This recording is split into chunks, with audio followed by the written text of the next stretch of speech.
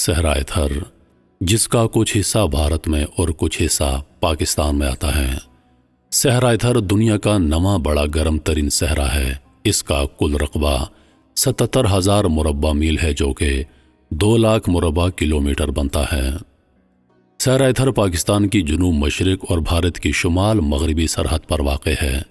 350 kilometre تک کی سرحد ہمسایہ ملک بھارت سے ملتی ہے۔ اس خطے میں مسلمان اور ہندو رہائش پذیر ہیں۔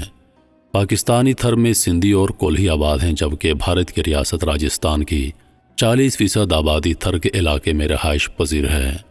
ہزاروں برس قبل تھر کا علاقہ سمندر کا حصہ تھا۔ موسمی تبدیلیوں کے باعث سمندر پیچھے ہٹتا گیا اور بارش کی کمی اور دیگر اسباب نے مل کر اسے ایک بے آب ہو گیا صحرا میں بدل دیا، جو اپنی تشنگی میں کوئی ثانی نہیں رکھتا۔ مارو تھر برسورے جب بادل گرجتے چمکتے تھر کا رخ کرتے ہیں تو تھر کی صنف نازک شہروں کے رئیسوں کے گھر کام کرتے ہوئے بے اختیار اس جملے کو گنگناتی ہیں اور اس کی آنکھوں سے بھی پانی جاری ہو جاتا ہے۔ مانا کہ تھر اپنے اندر ایک حسن رکھتا ہے، مگر سیاہ کی آنکھ سے ہٹ کر احساسات کو پرکھا جائے تو پانی کی تلاش میں پھرتی عورت کو بے بسیوں کو شاعر نے خونے جگر سے لکھ دیا ہے۔ میرے تھر کا حال جو پوچھو گے تو رو پڑو گے، یہ لفظ شاعر کے دل کے غم کدے سے نکلے تو تھر کے باسی کا نوحہ بن کر ایسے گونجے کہ ہر باسی کی زبان پر آ گئے۔ اس صحرا میں تاریخی مساجد، مندر، گرینائٹ کے پہاڑ، نمک کی جھیلیں اور زیر زمین کوئلے کے وسیع ذخائر موجود ہیں۔ نباتات اور حیوانات سے مزین یہ خطہ اپنی خوبصورتی میں منفرد ہے۔ یہ صحرا عظیم ہندوستانی صحرا بھی کہلاتا ہے۔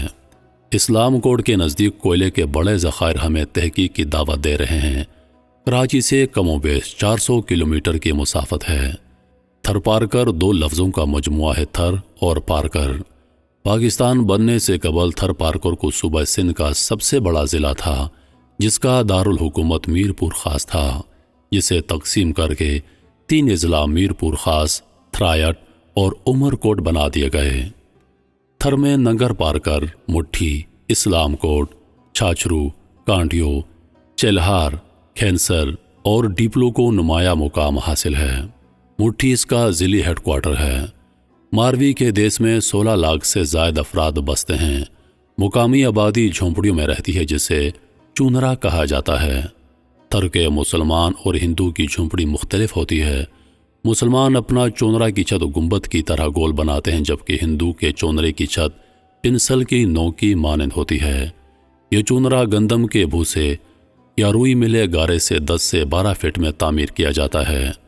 گول دیوار کے اوپر لکڑی سے بنا فریم رکھا جاتا ہے، جس میں صحرائی گھاس شامل ہوتی ہے اور اس کی شکل چھتری کی طرح ہوتی ہے۔ یہ طرز تعمیر افریقہ میں موجود گول کمروں سے مماثلت رکھتا ہے۔ اکثر گاؤں 10-12 چونروں پر مشتمل ہوتے ہیں۔ آبادی ایسے مقام پر ہوتی ہے جہاں 2 ریت کے بڑے ٹیلوں کے مابین پانی جمع ہو سکے، جسے مقامی زبان میں بھٹ کہا جاتا ہے۔ تھر کے موسموں میں چوماسا کو خصوصی مقام حاصل ہے۔ یہ 4 مہینے رہتا ہے اور اس کی برسات میں ہر طرف سبزہ ہی سبزہ نظر آتا ہے، اور اس کی خنک ہوائیں انسانی وجود پر رومانوی سحر طاری کر دیتی ہیں۔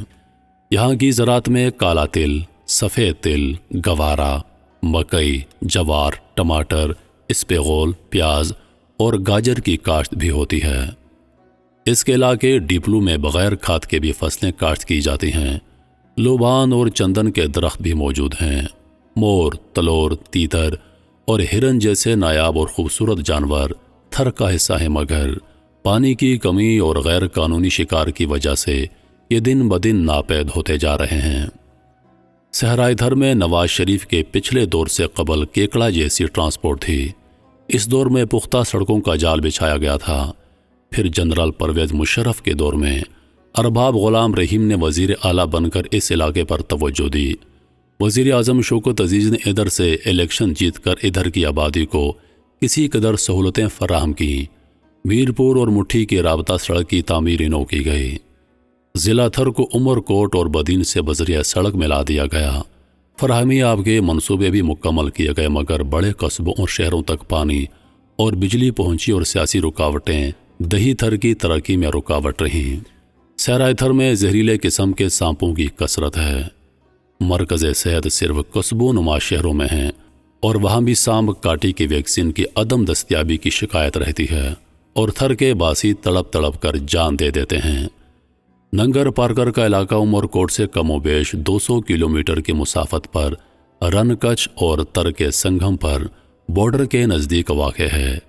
ننگر پارکر سے قبل ایک چھوٹا سا گاؤں بھالو ہے جو سندھ کی معروف لوک داستان ماروی کی ہیروئن کا نگر تھا۔ بھالو کے بعد بوڈی سر کا علاقہ ہے جہاں بارانی جھیل کے قریب مور محو رقص ہو کر جنگل میں منگل کا سما باندھ دیتے ہیں۔ اب نہیں معلوم یہ کیوں کہتے ہیں کہ جنگل میں مور ناچا کس نے دیکھا،